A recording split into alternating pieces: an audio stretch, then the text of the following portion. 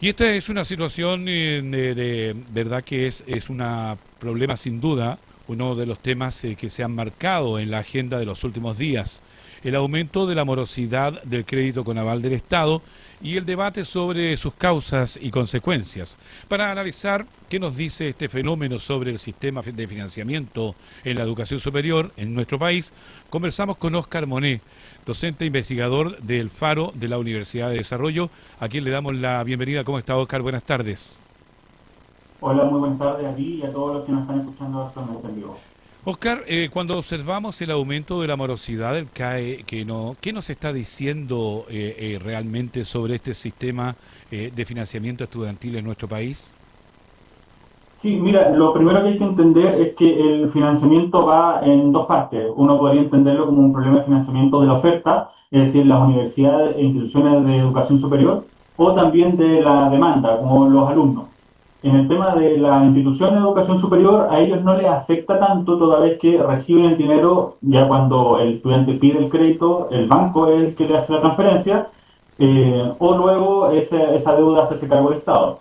Pero desde parte de vista, desde el ingreso que recibe el Estado, a él se ve una afectación, porque el Estado tiene que cubrir la deuda que luego los clientes o estudiantes tienen con los bancos, hacer frente a ese dinero y afecta más bien a las arcas fiscales.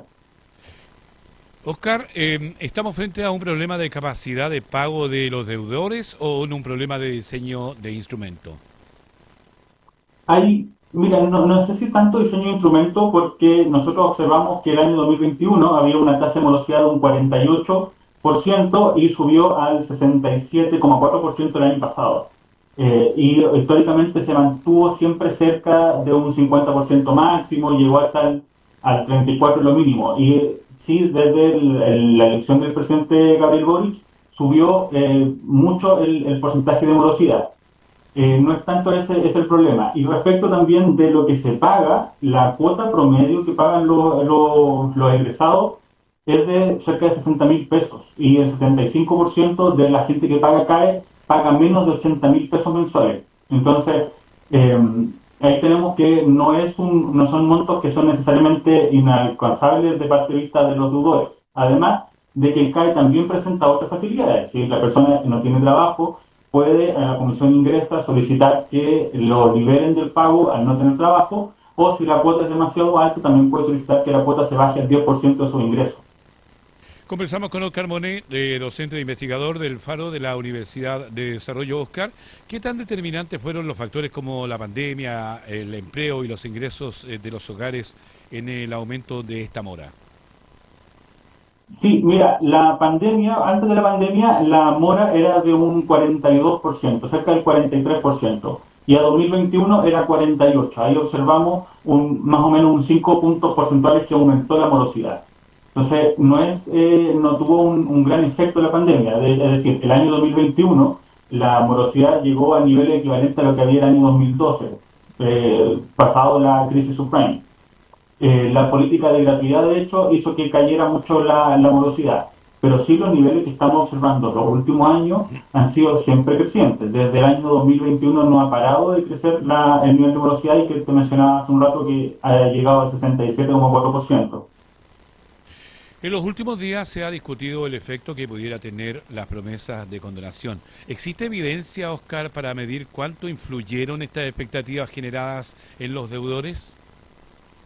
Evidencia, así como encuesta de usted a un moroso, por ejemplo, de por qué dejó de pagar y que esa persona responda por algún anuncio, así como tal no existe. Lo que sí existen son ciertas correlaciones, es decir, mirar en el tiempo qué es lo que ha ido pasando y notar eventos históricos o políticos que han ido ocurriendo.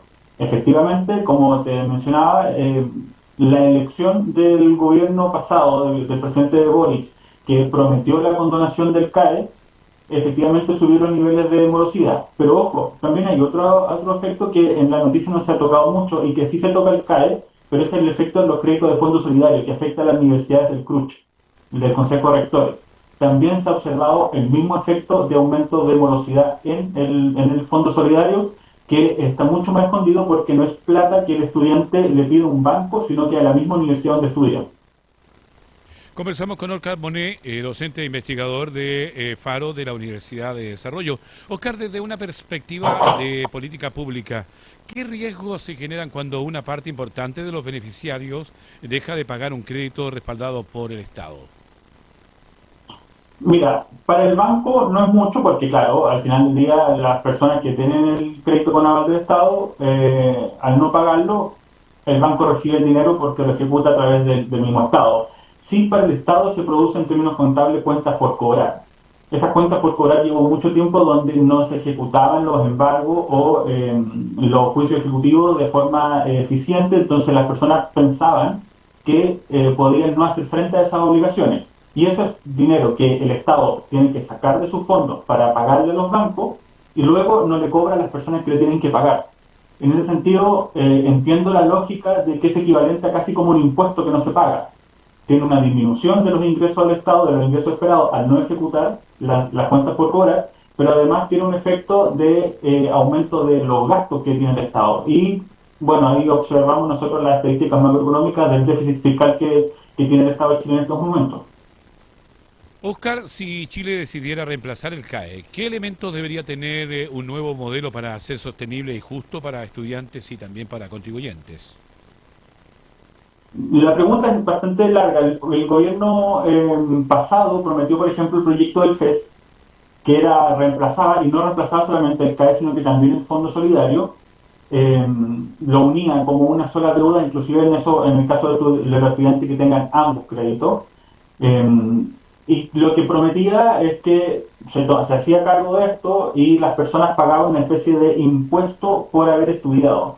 Esas son alternativas. Respecto a tu pregunta de que sea justo, no es una pregunta que podamos responder desde la economía, al menos. Es una pregunta que tiene que responder más en la política, eh, no desde esta área. Lo que sí te puedo comentar es que tiene que ser sustentable, es decir, que no signifique mayores gastos necesariamente del Estado, sobre todo en los momentos de estrechez fiscal como los que tenemos hoy, pero que también a la vez no signifique una gran mochila para los estudiantes y que se pueda pagar efectivamente. Algunos sostienen que políticas como ampliar la gratuidad podría aliviar el tema del CAE porque actualmente el 60% de los estudiantes están afectos a gratuidad. Si lo podemos ampliar, son menos personas que eventualmente tendrían que pedir el CAE.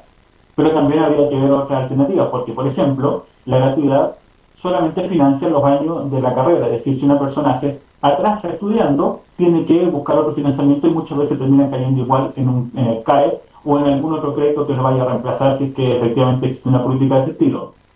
Es decir, lo que es necesario para una política que lo reemplace es mantener un equilibrio entre el financiamiento de educación, que las universidades e instituciones de educación superior no enfrenten estrechez en sus finanzas como algunas ya lo tienen, que el Estado tampoco signifique un mayor gasto para él y que los estudiantes puedan tener esa tranquilidad que necesitan, no solamente cuando están estudiando, sino que también luego cuando están trabajando con un mercado laboral cada vez más estrecho. Oscar, queremos agradecerte por entregarnos tus miradas con respecto a este importante y latente tema que se está dando en nuestro país. Muchas gracias a ti y también a todos los que nos están mirando. Gracias. Oscar Monet, docente e investigador del Faro de la Universidad del Desarrollo, conversando con puranoticias.cl. Hacemos el primer alto de la jornada y ya estamos...